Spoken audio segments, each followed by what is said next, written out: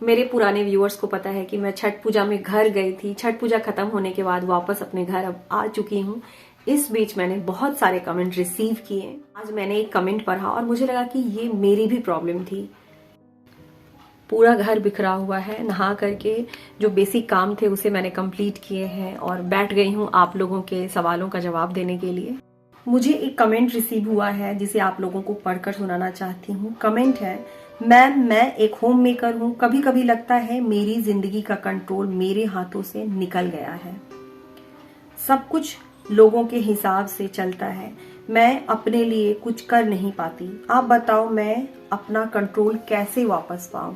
कहीं भी जाना होता है उससे पहले मुझे लोगों की परमिशन लेनी होती है। और आज मैंने सोचा कि इसी टॉपिक पर वीडियो बनाती हूँ, क्योंकि अपनी जिंदगी का कंट्रोल लेना सिर्फ एक डिसीजन नहीं बल्कि एक प्रोसेस है। एक समय था जब मुझे भी ऐसा फील होता था कि मेरी जिंदगी का कंट्रोल मेरे हाथों में नहीं है, लेकिन धीरे धीरे मैंने ये महसूस किया कि इसका सबसे बड़ा कारण है कि मैं अपने डिसीजन खुद नहीं ले पा रही थी। मैं बस जो सिचुएशन है उसके हिसाब से चल रही थी। कभी लोगों की एक्सपेक्टेशन, कभी गिल्ट, कभी डर। शायद आप भी कभी ऐसा महसूस करती होंगी जब हम अपनी खुशी किसी और के कंफर्ट के लिए पीछे छोड़ देते हैं। उस वक्त लगता है कि बस हमारी यही जिंदगी है, लेकिन ऐसा नहीं है। हमारी जिंदगी उस दिन से शुरू होती है जब हम डिसाइड करते हैं कि अपनी जिंदगी का पूरा कंट्रोल अपने हाथों में होगा। अब सारे कंट्रोल मैं लूंगी। मुझे याद है जब मैंने एक दिन खुद से पूछा था कि मैं खुश क्यों नहीं हूँ, अंदर से ये जवाब आया। अंदर से मुझे ये फील हुआ कि मैं इसलिए खुश नहीं रह पाती हूँ क्योंकि मैंने अपनी लाइफ का रिमोट कंट्रोल पूरी तरीके से किसी और के हाथों में दे रखा है। मैंने डिसाइड किया कि अब मैं अपनी लाइफ के छोटे छोटे से डिसीजंस लूंगी और अपनी लाइफ अपने तरीके से जीने की पूरी कोशिश करूंगी। जो गलत है उसे गलत कहने की हिम्मत रखूंगी। यहाँ तक कि मुझसे भी गलती होगी तो मैं खुद से कहूंगी कि तुम यहाँ गलत हो।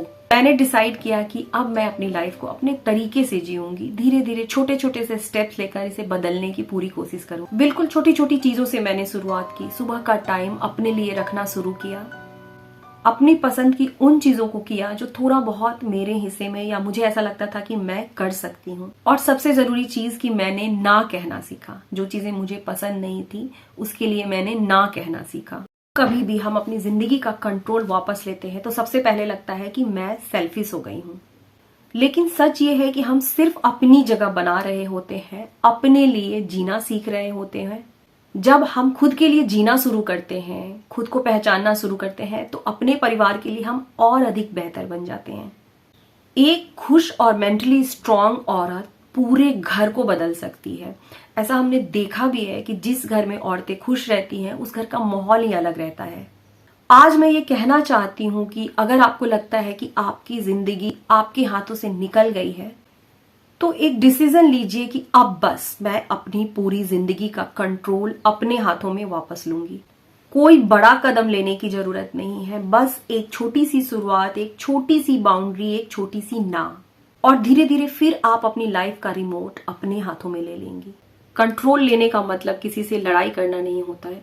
कंट्रोल वापस लेने का मतलब किसी से लड़ना झगड़ना नहीं होता है। ये तो अंदर से आई एक हिम्मत होती है जिसके थ्रू हम खुद के डिसीजन खुद ले पाते हैं, खुद को पहचान पाते हैं। जो चीजें सही नहीं है उसे हम गलत कहना सीख पाते हैं। कंट्रोल वापस लेने का मतलब है जहां जरूरी है वहां हम अपनी बातों को स्ट्रांगली रख पाते हैं। कंट्रोल वापस लेने का मतलब है शांत मन से अपने लिए, अपने फेवर के लिए कुछ चीजें कर पाते हैं।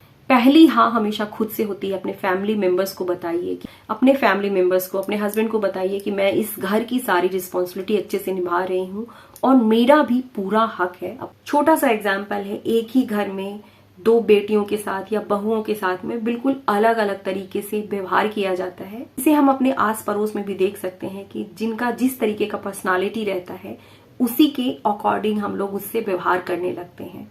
कुछ लोग चाहे कितनी भी मुश्किल क्यों ना हो अपने लिए डिसीजन लेना जानते हैं। इसी के साथ आज की वीडियो को खत्म करूंगी। मिलूंगी फिर आप सबसे एक नई वीडियो में नई टॉपिक के साथ। तब तक के लिए आप सबको श्वेता का प्यार भरा नमस्कार।